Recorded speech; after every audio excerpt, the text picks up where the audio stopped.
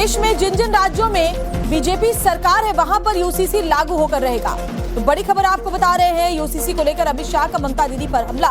उन्होंने कहा कि सरकार बनती है बीजेपी की तो 6 महीने में यूसीसी लागू कर देंगे और सभी नागरिकों के, फिर चाहे वो किसी भी धर्म का हो, समान कानून होगा।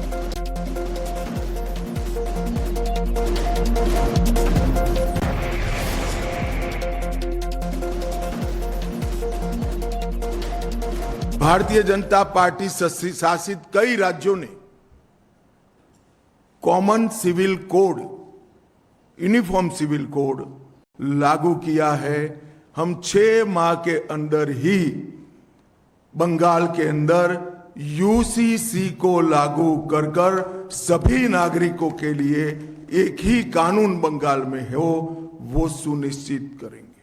हमारा संविधान हर एक धर्म को समान रीत से ट्रीट करने के बेसिक प्रिंसिपल पर खड़ा है। तो भारत के हर धर्म के नागरिक के लिए समान कानून हो, वो तुष्टीकरण है, या कोई नागरिक 4 शादी कर पाएगा और कोई नागरिक 1 शादी कर पाएगा, वो तुष्टीकरण है। यूसीसी तुष्टीकरण को समाप्त करता है और यूसीसी की रिकमेंडेशन भारतीय जनता पार्टी की नहीं है, संविधान सभा की है। मगर तुष्टीकरण की राजनीति के कारण इन लोगों ने इतने साल लटका कर रखा है। ममता जी को जो करना है वो करे। पूरे देश में जहां भारतीय जनता पार्टी की सरकारें हैं, यूसीसी लागू होकर रहे। हमारी सरकार घुसपैठ के प्रति जीरो टॉलरेंस की नीति से आगे बढ़ेगी।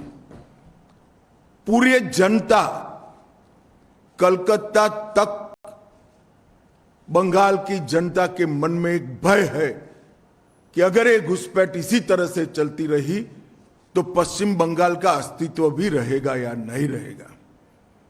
मैं पश्चिम बंगाल की जनता को भरोसा दिलाना चाहता हूं, एक बार पूर्ण बहुमत की भारतीय जनता पार्टी की सरकार बनाइए।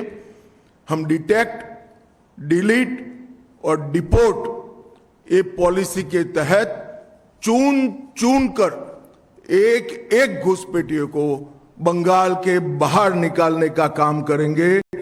देश भर से बंगाल की सीमा गौ तस्करी का एक प्रमुख जरिया बनी है। हम बंगाल की सीमाओं को घुसपैठ के लिए तो सील करेंगे ही करेंगे, ये सुनिश्चित करेंगे कि एक भी गौ माता की तस्करी बंगाल के माध्यम से भारत के बाहर न हो। इसको कठोरता के साथ हम सुनिश्चित करेंगे।